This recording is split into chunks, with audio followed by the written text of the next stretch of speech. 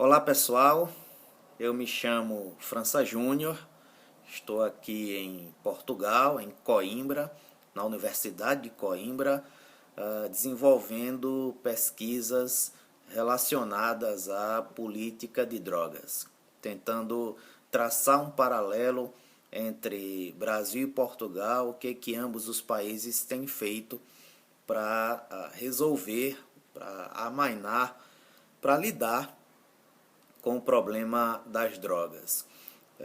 E topei prontamente o desafio que me foi proposto pelo professor, meu amigo, professor José Marques, e falar um pouco sobre direito penal, corrupção, mecanismos de prevenção e de repressão diante desse tipo de situação. Não poderia ser mais oportuno, né, juntar as duas coisas, juntar a política de drogas, a discussão sobre a política de drogas e a discussão sobre a corrupção. Para que vocês tenham uma ideia, o comércio ilegal de drogas, ele só não é mais lucrativo do que o comércio de armas. É mais lucrativo, portanto, do que o comércio de petróleo no mundo.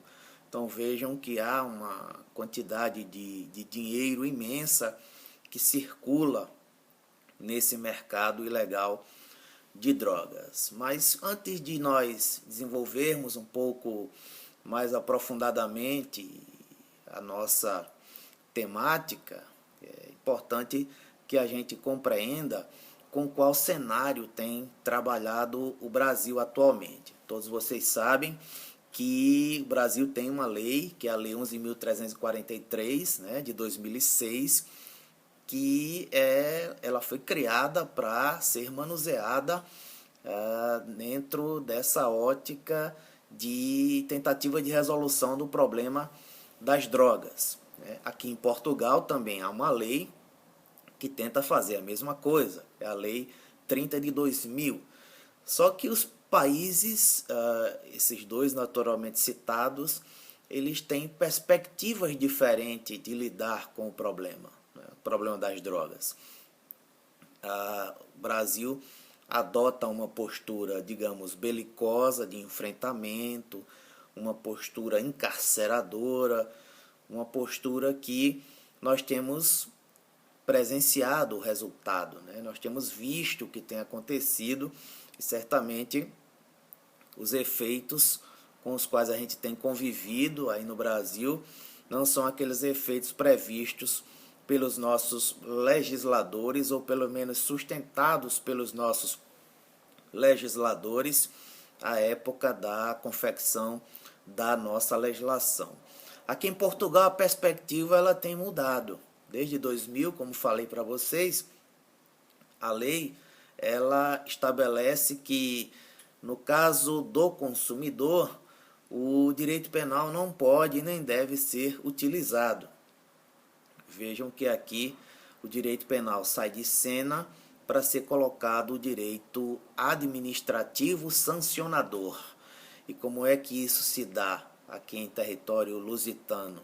Foram criadas comissões para a dissuasão da toxodependência, comissões de natureza administrativa, compostas por pessoas aqui da sociedade, com a obrigatoriedade de que tenha pelo menos alguém da área jurídica, para que faça-se uma investigação, para que se faça uma investigação, para que o sujeito seja convocado a comparecer e seja proposto a ele tratamento e outras medidas que não medidas propriamente penais.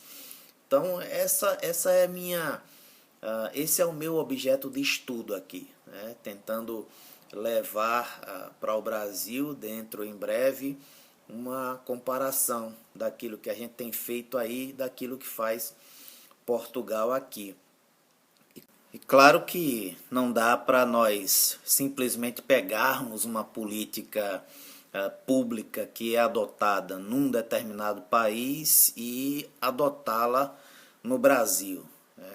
Uma das razões que me fez vir aqui para Portugal fazer essa pesquisa é que se há alguma política pública que pode ser aplicada minimamente dentro dos padrões brasileiros, adotada aqui na Europa, que é depois, obviamente, da América do Norte, o grande centro de desenvolvimento do mundo, essa política me parece estar aqui em Portugal, porque nós temos matrizes culturais muito aproximadas, nós fomos colonizados por Portugal, nossa cultura ela foi formada com base na cultura portuguesa, pelo menos em boa parte da formação histórica do Brasil nós tivemos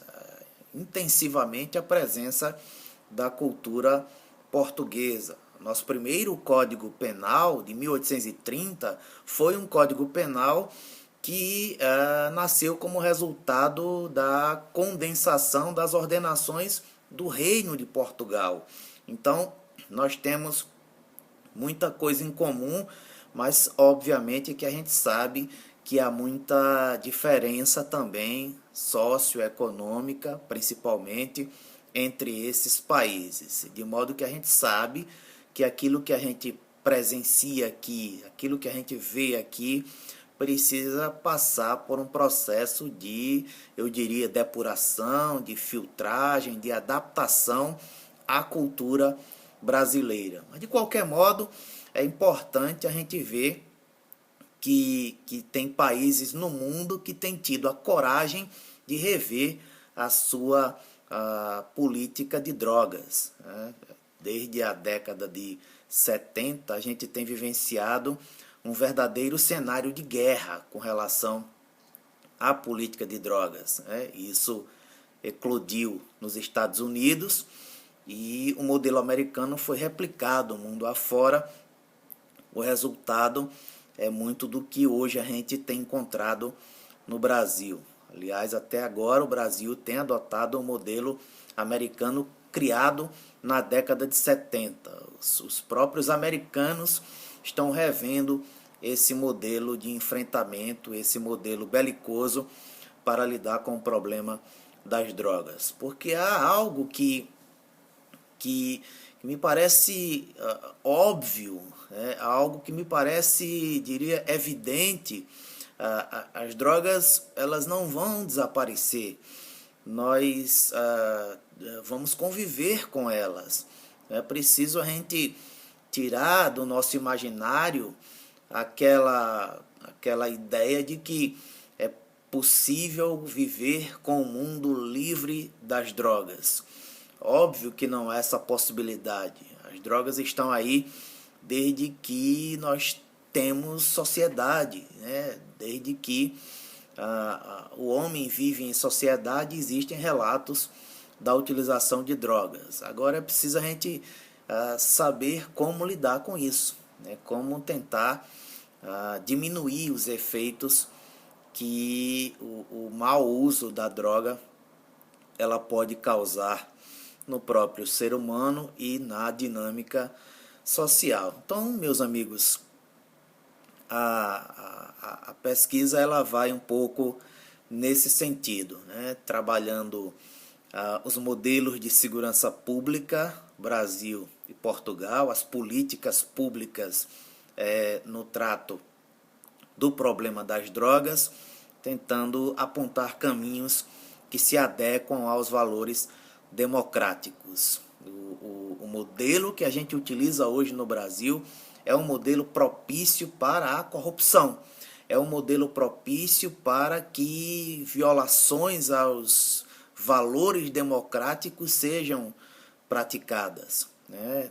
Nós temos assistido aí morte de pessoas civis e morte de policiais por conta desse enfrentamento, né? Dessa forma agressiva com a qual o país resolveu trabalhar o problema das drogas. E temos experiências no mundo inteiro Já citei aqui os Estados Unidos, nós temos o Uruguai, nós temos aqui próximo a Espanha, Portugal, Holanda e outros países que têm revisto a sua política e adotado formas menos invasivas e, eu diria, mais inteligentes de lidar com essa situação.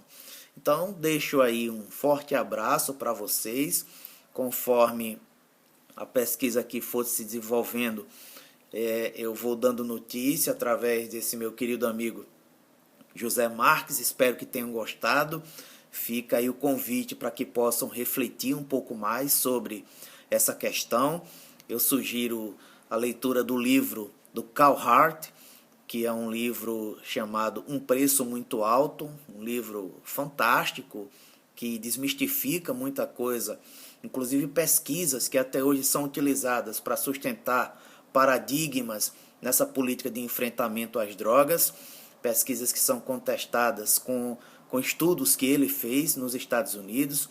Recomendo então esse livro do Carl Hart e recomendo que vocês pesquisem, reflitam, assumam a postura que é esperada de todos nós das ciências jurídicas, das ciências sociais, que é uma postura de pesquisador, uma postura de curioso. Então, um abraço, até mais e bom congresso para vocês.